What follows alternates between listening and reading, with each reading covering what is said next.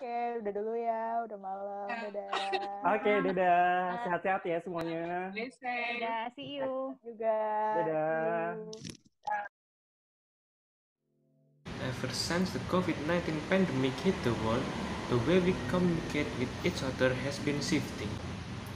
25-year-old Dina Artinovianti has not visited her parents in Garut, West Java for several months now. However, she has been calling her parents more frequently compared to before the pandemic. Dulu kan waktu aku masih bisa curi-curi waktu buat pulang, ya udahlah video call-nya paling 1 minggu tuh bisa 3 kali. Sekarang tuh kayak setiap ada waktu aku jadi video call sama keluarga aku karena ya udah nggak bisa pulang.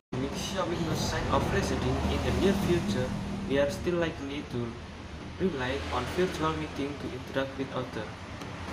However, some limitations may keep us from regularly communicating with our loved ones, such as a signal disruption. Biasanya orang-orang tuh kalau misalkan di video call mereka tuh nggak bener-bener banyak yang diceritain tuh. Karena kita juga harus gitu, kita tuh harus adjust waktu kita kan. Misalkan ya udahlah video call ya, ayo gitu kita video call. Tapi kadang-kadang mereka ada interupsi apa. Tapi kalau misalkan ketemu langsung, itu tuh mau nggak mau pasti ya kesannya tuh beda. Mau nggak mau apa yang lebih gimana ya, lebih anget aja gitu loh. Kalau ini tuh cuman sekadar ya udahlah gitu video call, terus diceritain apa aja, kayak cuman highlightnya doang gitu yang mereka ceritain. Psychologist Baby Jean Aditya is aware of the drawback of virtual meeting. She explained that there was no energy exchange during virtual interaction. Karena dalam pertemuan virtual memang emosi berupa ekspresi terlihat, tapi rasanya kurang gitu ya. Dan dalam komunikasi kan kita tahu bahwa komunikasi itu bukan hanya verbal atau kata-kata. Non-verbal messages also play a role in our communication. These include hand gesture, expression, tempo, intonation, articulation, and accent.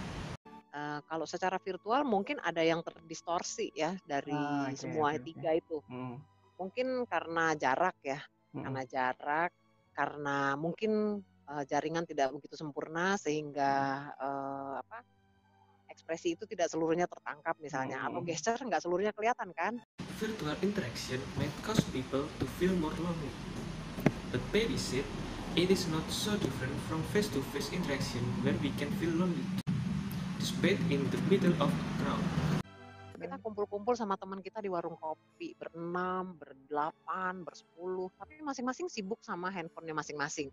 Kita sibuk sama yang jauh, instead of sibuk sama yang deket kita. Mbok bertegur sapa, lu tadi gimana? Gimana kerjaan lu? Gimana ini itu? Enggak tuh. So, kenapa kita mesti ketemu secara fisik dong? Capek-capek, macet-macet ya, kalau menurut Mbak Baby. Dan actually, at the end kita merasa we are so lonely gitu, lonely in the crowd. COVID-19 hasn't only shaped way of communicating, but also our daily habit. Before the pandemic, there was a frequent coffee shop visitor. Persis di sebelah Plaza Senayan, jadi sebenarnya hampir tiap hari nongkrong.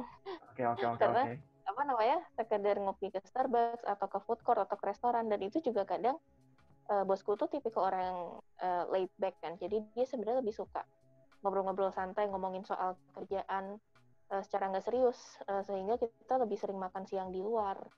Jadi kalau seminggu bisa dikatakan 3-4 kali, ya hampir tiap hari. Dan tentunya selama pandemi itu berarti kultur makan-makan itu hilang gitu ya, Dea? Makan-makan di luar itu tentunya. Iya, benar-benar hilang. This change of culture has affected many coffee shops, including Renung Kopi in Tebet, South Jakarta. They have suffered a decline in sales because Jakarta large-scale social restriction or PSBB policy.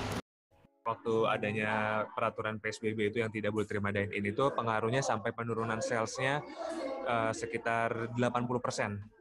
When Jakarta entered its transitional PSBB phase in early June, customers start returning to Renung Kopi.